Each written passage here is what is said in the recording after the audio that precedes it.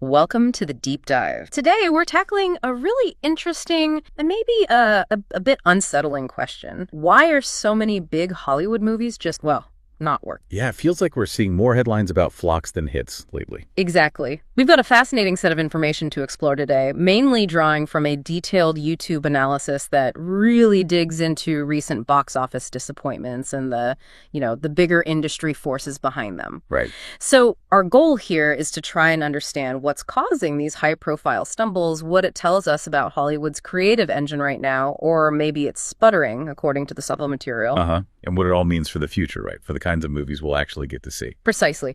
It feels relevant for anyone interested in media or business or just, cultural trends. And what's striking, I think, is that we're seeing these failures across the board. It's not just one studio. It's not just theatrical versus streaming. Yeah, different studios, different distribution methods. Which suggests it's maybe not just a few isolated bad movies, but potentially something more fundamental changing in how these big films are made and maybe how we as audiences are responding.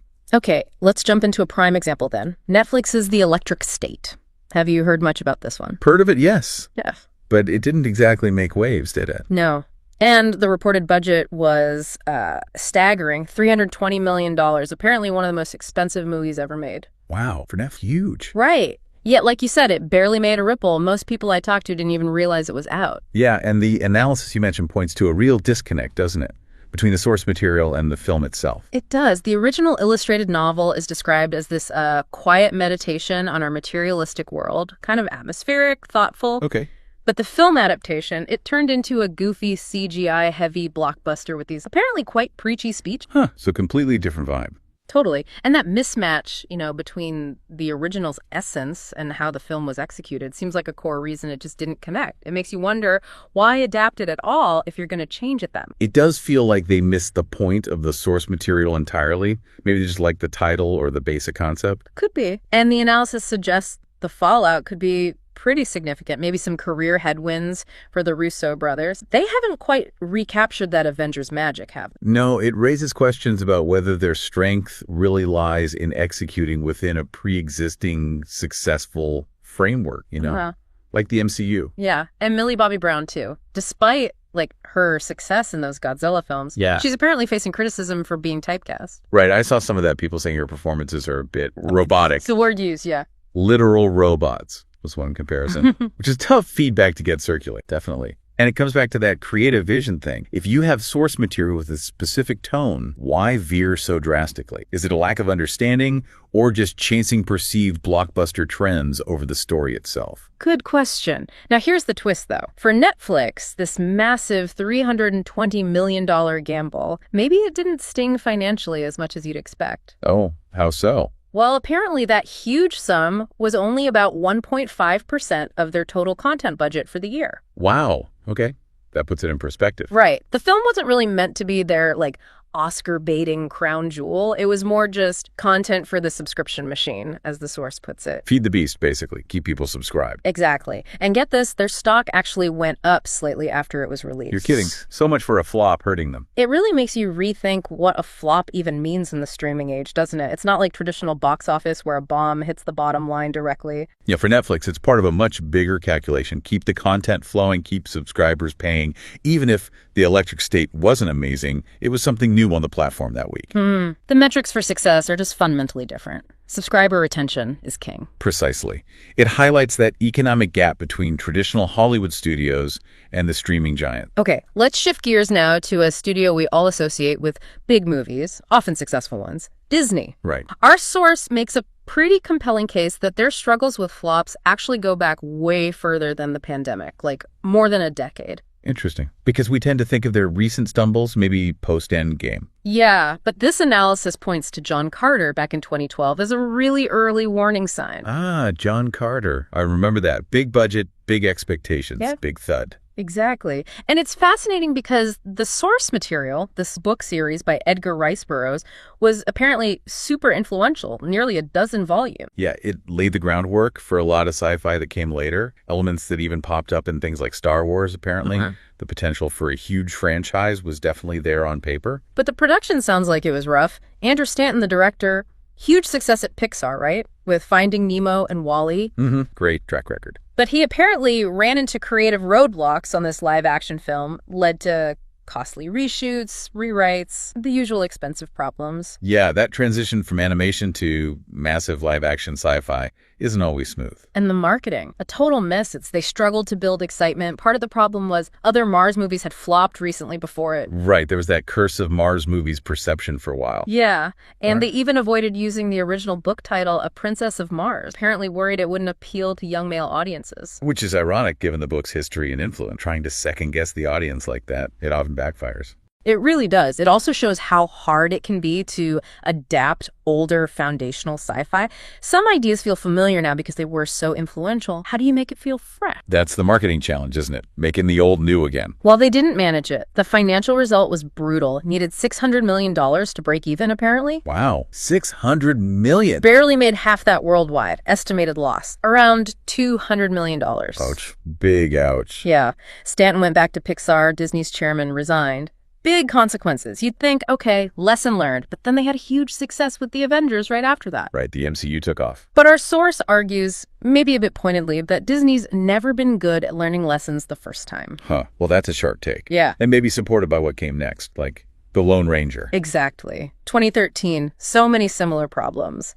Outdated IP, huge budget, confusing marketing, another massive loss. It really felt like that was the final nail in the coffin for their big, live-action sort of semi-original blockbuster dreams at that time, outside of their known quantity. Yeah, it seemed to push them even harder towards Marvel, Star Wars, their animated remake. Things they already owned and knew worked. And for a long time, that strategy was printing money. Even the less great MCU films were huge hits. For sure. But then things started to wobble, which brings us to The Marvels in 2023. Another huge flop. Estimated $200 million loss again. What went wrong this time? Well, here it feels different from John Carter, right? With John Carter, maybe not enough people knew what it was or why they should care. Right. Awareness was low. With the Marvels, people knew what it was. It was part of the biggest franchise on Earth. The problem seemed to be a lot of them just weren't interested anymore. Audience fatigue. Partly that, yeah. Fatigue with what some call the classic MCU formula. Then you had the departure of key actors like Robert Downey Jr., Chris Evans. The original anchors? Exactly. And the newer characters maybe hadn't connected quite as deeply with the broad audience yet. Plus, there were criticisms about the story itself, some finding it pandering to empty politics, as the source put it. And that source also mentions that earlier films like Thor, Love and Thunder, or Doctor Strange 2 had already seen some pushback, right? For maybe weak effects, repetitive plot? Yeah, the shine was definitely starting to wear off for some viewers, even before the Marvels. And Ant-Man, Quantumania, also underperformed expectations. And trying to bring in characters from the Disney Plus shows, like Mrs. Marvel, that didn't seem to guarantee a crossover hit either. No. It seems there might be a disconnect between the dedicated streaming audience and the broader cinema audience. You can't always assume moviegoers did the homework, you know. Right. Good point. Plus, even the title, The Marvels, felt kind of bland. Milquetoast, the source called it, didn't exactly scream excitement. Yeah, not very inspiring. And maybe the most telling sign, unlike some other controversial releases, this one didn't even generate much angry buzz. It just landed softly. Indifference. As the source said, nobody cared about the film for any reason whatsoever. Sometimes indifference is worse than backlash. Wow. So Disney finds itself kind of back where it was in 2012 with John Carter, facing these big franchise challenges. But this time, they kept going back to the MCU. The remake seems to be, less reliable. Yeah, even the live-action remakes are apparently struggling now. The source mentioned the recent Snow White film as maybe the worst of them in terms of box office and quality. It really feels like they're grappling with a changing landscape. That reliance on established IP worked for a decade, but the returns seem to be diminishing. So the big question is, where do they go next? How do they recapture that excitement? That's the multi-billion-dollar question for them and maybe for a lot of Hollywood right now. Okay, but Disney wasn't the only one chasing that cinematic universe dream, right? Other studios saw the Marvel money train and thought, we want some of that. Absolutely. Sony's strategy has been particularly interesting. They had James Bond, which is huge. Yeah, Skyfall made over $1 billion in 2012. Right, but Bond movies come out pretty infrequently, not really universe material. So they looked at Spider-Man. Makes sense. Their biggest asset. Yeah, after their own amazing Spider-Man films didn't quite launch the universe they wanted, they made that deal with Marvel. Let Spidey play in the MCU. Smart move, probably. While Sony kept the rights to all the villains. Venom, Morbius, Craven. Right, which led to Venom. That did pretty well for them, didn't it? Oui. Moderate success, couple of films. Yeah, decent numbers, but maybe not quite the cornerstone for a whole universe they were hoping for. And then came Morbius. Oh, Morbius, what a saga that turned into. It really felt like Sony had high hopes, like this could be another Venom, but the production took forever. Planned in 2017, released in 2022. Yeah, that kills momentum, doesn't it? Totally. And then the release, yikes. Terrible box office, terrible reviews. 73 million domestic, I think the source said, on a decent budget. Yeah, just bad all around. Pulled from theaters quickly. But And then... the memes started. It's Morbin time. Exactly. All that ironic online buzz. And Sony seemed to misinterpret it as genuine interest. They actually re-released it. They did. Only for it to bomb even harder. Made something like $300,000 in its second run. Wow. The source suggested it might be the first major film to properly bomb twice. That's quite something. It really is. It just shows how tricky it is to read online sentiment and maybe how desperate studios can get for a hit. Okay, so Sony's universe is maybe sputter. Warner Brothers with DC had its own well-documented troubles, though the source didn't dive deep there. What about Universal? Right, Universal. They didn't really have big superhero IPs. Yeah. So they looked at their history, their classic monsters, Dracula, Frankenstein, The Mummy. The originals, yeah. So they planned the dark universe. Exactly. Kicked off by rebooting The Mummy again in 2012, deciding to move on from that Brendan Fraser era. Which people actually quite liked, didn't they? Many did, yeah. But Universal wanted a fresh start, something darker, maybe more interconnected, to really cash in on that cinematic universe trend quickly. Okay. But the 2017 Mummy film, the one with Tom Cruise, meant to launch it all. Sounds like it had a troubled production. Multiple directors, different scripts. Never a good sign. No. And ultimately, with Cruise involved, it apparently ended up feeling much more like a Tom Cruise action movie than the start of some dark universe of monsters. It didn't fit the brand they were trying to build. Seemed like it clashed. Yeah.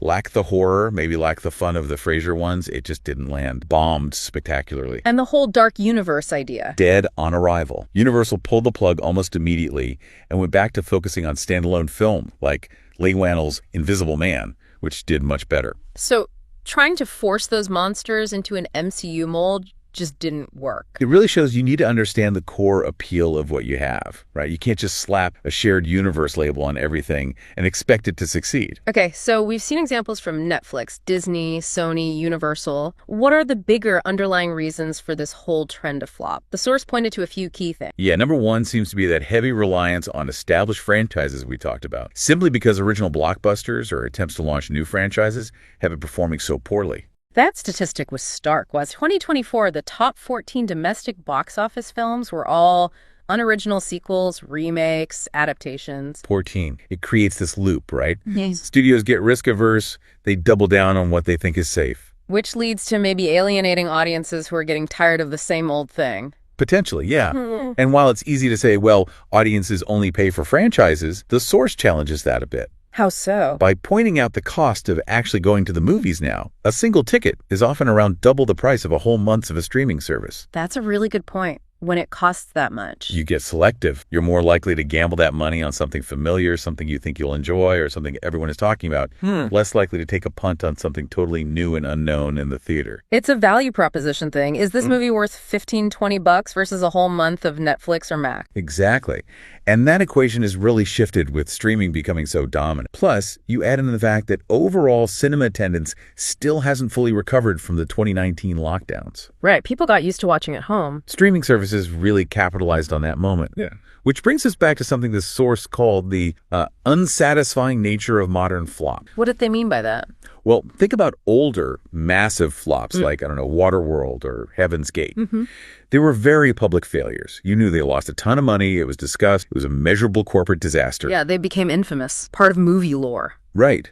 But modern flops, especially on streaming like The Electric State, they often have pretty much no cultural impact whatsoever, as the source puts it. The financial hit is fuzzier, hidden within massive content budgets. They just kind of vanish into the algorithm. Pretty much. There's no big public postmortem in the same way. The concern is that future flops might just fade away quietly on whatever streaming service hosts them, without anyone really noticing or learning much from them. So you lose that kind of public accountability, or even just the shared experience of talking about a big, spectacular failure. Yeah, it almost makes you weirdly nostalgic for the era of the very visible, very expensive bomb. At least it was clear something went wrong. There's a lack of clarity now. If a flop just disappears, does it reduce the pressure on studios to, take risks or genuinely try something different next time? That's the worry, I think. Less public failure might mean less incentive to change. Okay, so let's try and bring this all together. Our deep dive today suggests Hollywood is really grappling with something significant here, a kind of creative stagnation, maybe. Yeah. Evidenced by this growing pile of high-profile flops across different studios. Seems driven by that over-reliance on existing franchises and real difficulty in launching new, original blockbusters successfully. And the reasons are tangled up: production problems, marketing missteps, audience fatigue setting in. Plus the simple economics of movie tickets versus streaming subscriptions and the lingering effects of the pandemic on viewing habits. It's a complex mix. It really is. Yeah. Which leaves us, and you listening, with a pretty big question to think about, I suppose. Given this shift towards franchises and the way streaming flops can just sort of dissolve without much fuss, what does this actually mean for the future of movies, for cinematic innovation, for the cultural impact films have? Are we going to see a fight back for original stories on the big screen? Or is this kind of franchise-heavy, algorithm-driven landscape the new normal for Hollywood? Something to definitely ponder.